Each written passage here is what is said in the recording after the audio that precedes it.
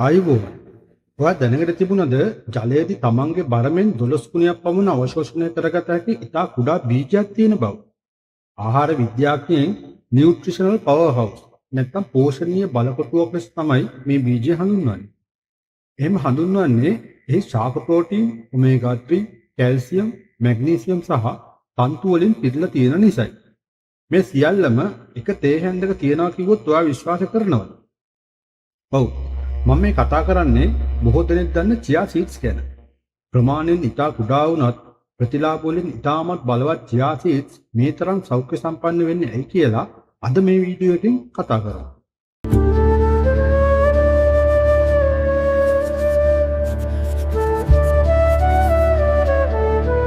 වරාදොලේ වෙදගෙදර පරපුරෙන් පැවතෙන හෙළ වෙදකමේ මහිමය.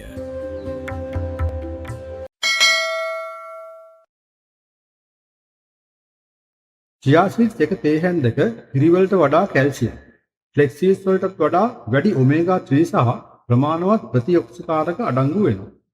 ඔයා නිර්මාංශක හෝ ශාක ප්‍රෝටීන් පිළිබඳ වැඩි උනන්දුවක් දක්වන අයෙක් නම් මේක ඉතාමත් හොඳ ප්‍රභවයක් වෙනවා. චියා සීඩ්ස් වල තියෙන තන්තු ආහාර ජීර්ණය සක්‍රියව තබා ගන්නවා. ඒ නිසා ඒවා උදරයේ සීනි සහ කොලෙස්ටරෝල් පාලනය කරන්නත් උපකාරී වෙනවා.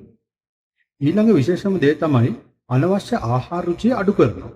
මේ නිසා ස්වභාවිකවම මේ දේ අඩු කිරීමට උදව් වෙනවා වගේම ශරීරයේ බඩ අඩු කරගන්නත් ඒක හේතුවක් වෙනවා.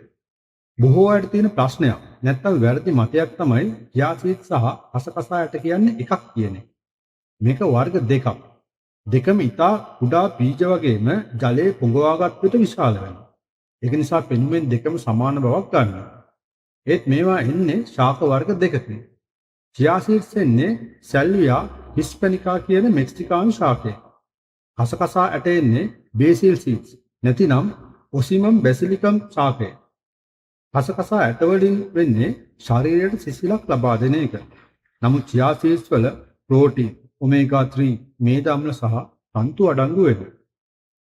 දැන් අපි බලමු චියා සීඩ්ස් භාවිතා කරන්නේ කොහොමද කියලා.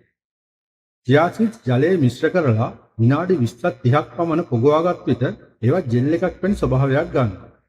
මේ චියා සීඩ්ස් වතුර උදෑසන පානය කිරීම ඉතාමත් ප්‍රතිඵලදායකයි. එයින් ශරීරයේ විෂ ඉවත් කිරීමට උපකාරී වෙන ගමන් මුළු දවසටම ස්ථාවර ශක්තියක් ලබා දෙනවා. ලෙමන් සමග හෝ පොල් වතුර සමග චියා සීඩ්ස් භාවිතා කරන්න පුළුවන්. මේ සංයෝග මගින් ශරීරය හොඳින් සජලනය කරලා ඉලෙක්ට්‍රෝලයිට් ස්වභාවිකවම නැවත පුරවනවා. ඒත් එක්ක මතක තබා යුතු කරුණක් තමයි වියලි චියා සීඩ්ස් ආහාරයට නොගන්නා බව. මේවා පොගවාගත් විට ඒවායේ ප්‍රමාණයට වඩා 10 ගුණයක් පමණ විශාල වෙනවා. ඒ විදිහට ආහාරයට ගැනීමෙන් වඩාත් ආරක්ෂිත වෙන්න ආහාර ජීර්ණයටත් පහසු වෙනවා. ඒ නිසා හැම අවස්ථාවෙම මුලින්ම ජලය අවශෝෂණය කර ගැනීමට ඉඩ සලස්වන්න. උදෑසන චියා සීඩ්ස් වතුර පානය කිරීමෙන් ශරීරයේ පරිවෘත්තීය ක්‍රියාවලියට විශිෂ්ට ආරම්භයක් ලබා දෙන අතර ඇවිදීමෙන් හෝ ව්‍යායාම කිරීමෙන් පසු පොල් වතුර සමග චියා සීඩ්ස් පානය කිරීම ඉතාමත් සුදුසුයි. මේ මාංශ පේශි යථා තත්ත්වයට පත් කිරීමට උපකාරී වෙනවා.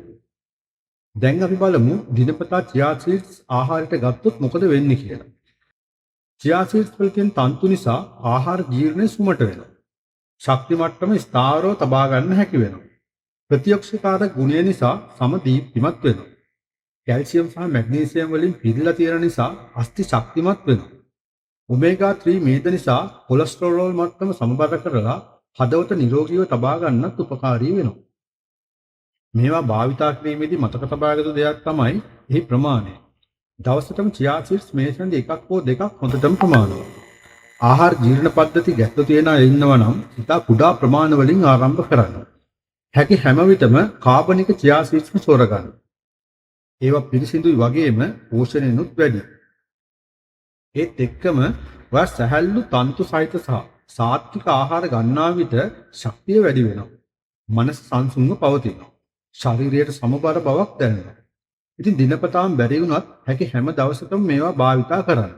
නිරෝගී සෞඛ්‍ය සම්පන්න ශරීරයක් පවත්වාගෙන යන්න උත්සාහ කරන්න. ඉදිරියේදී මේ වගේම තවත් වීඩියෝ එකකින් හමු වෙමු. අපේ channel එක subscribe කරන්නත් අමතක කරන්න එපා. සියලු දෙනාටම නිරෝගී සුව ප්‍රාර්ථනා කරමු.